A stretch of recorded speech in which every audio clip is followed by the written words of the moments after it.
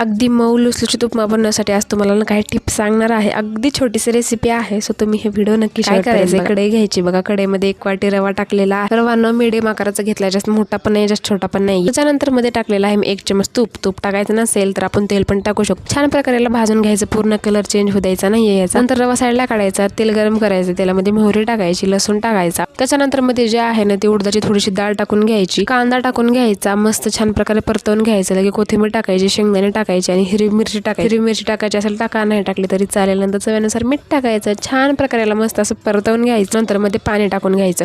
आणि कुणाकुणाचं असं असेल ना की गाठी वगैरे होतात नंतर रवा टाकल्यानंतर, तुम्ही ना पाणी टाकण्याच्या आधी रवा टाका, रवा चांगल्या प्रकारे मिक्स करा आणि गरम पाणी करून थोडं टाकत राहा, म्हणजे अजिबात गाठी होणार नाहीत। मी आधी पाणी टाकल्यानंतर वरतून मस्त असा रवा टाकून घेतलेला आहे। छान प्रकारे मस्त आपलं बघा उपीट रेडी आहे। 2 वेळेस ह्याला झाकून ठेवायचं, चांगली अशी मस्त वाफ काढून घ्यायची, मग आपलं मस्त उपीट रेडी आहे। याच्या संग खाण्यासाठी एक चटणी बनवली होती मी, त्याला मस्त असा तडका दिला मी। याची रेसिपी तुम्हाला पाहिजे असेल तर मला कमेंट करा, मी पुढचा व्हिडिओ त्याचा नक्की टाकेल। मस्त असं उपीट आपलं रेडी आहे, मस्त एन्जॉय करा आणि अशाच नवीन रेसिपीसाठी चॅनलला पटकन सबस्क्राईब करा।